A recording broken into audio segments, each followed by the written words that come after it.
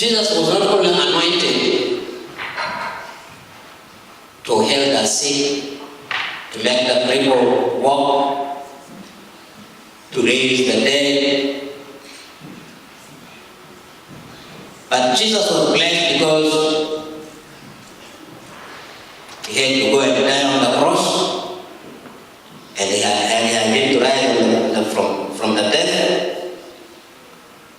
so that he can be able to set us free from our calamities.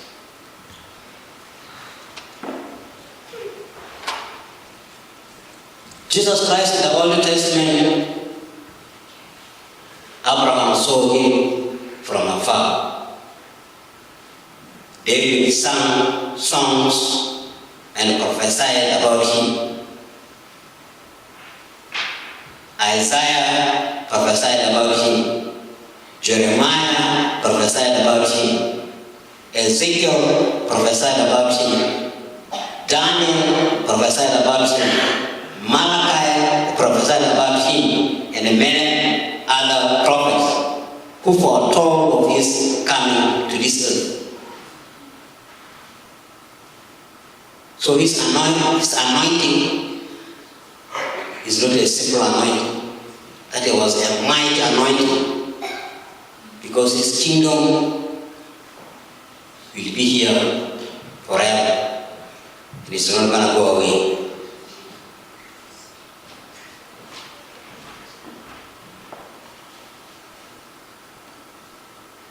If you go to the both of the two guys, Jesus and John, we see that their mothers, Mary was somebody who was very humble and very obedient. Otherwise, if she was not so, she could have told the angel that you go away. After all, I have my husband. How come that you want to give, you are telling me that I'm going to have a man conceive? When I have my husband here, what will he think? And for sure, the husband thought negatively, thinking that probably somebody somewhere might have eloped Mary and then gave her that pregnancy. But because of her humbleness, she accepted what the angel told her, and she humbly presented herself to God to do whatever the Lord wanted in her life. Her cousin, who is Elizabeth, also was described in the Bible as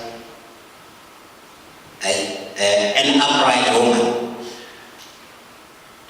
So because of this,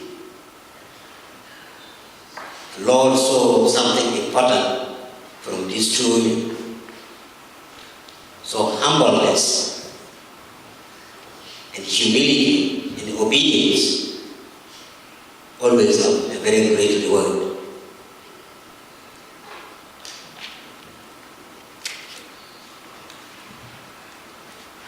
Brothers and sisters in Christ,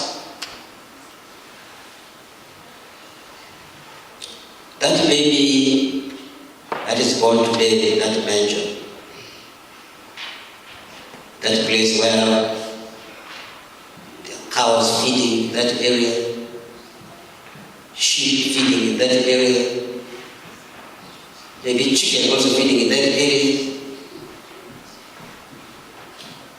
He is the light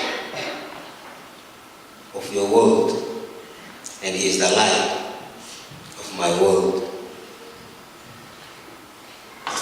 Your world may be in shambles, my world may be in shambles, but that baby who is in the manger, that's where divine and human paths cross. That's why I was sent to this earth, to be just like any one of you here. Because God loves us. that Jesus, that infant, is an immeasurable love that God has shown us today.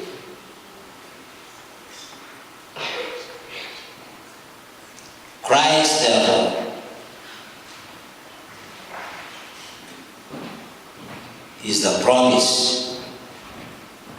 No matter where you are in your life, the condition where you find yourself,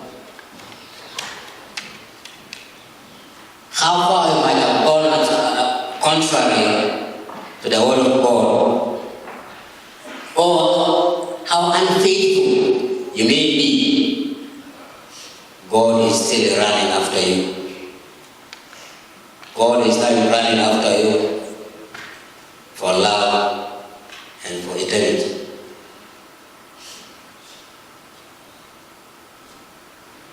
My brothers and sisters, may this day of today, can you make Jesus to be born in your heart?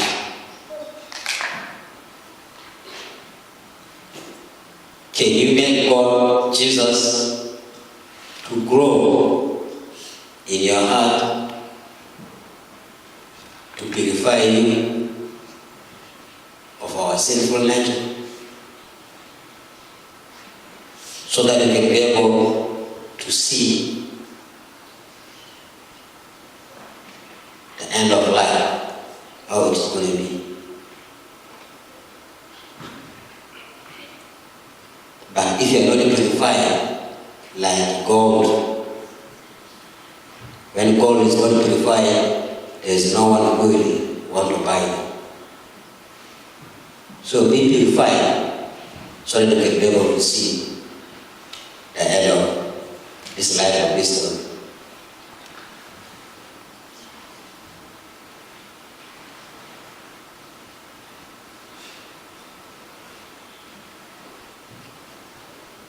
Brothers and sisters, may the glory of God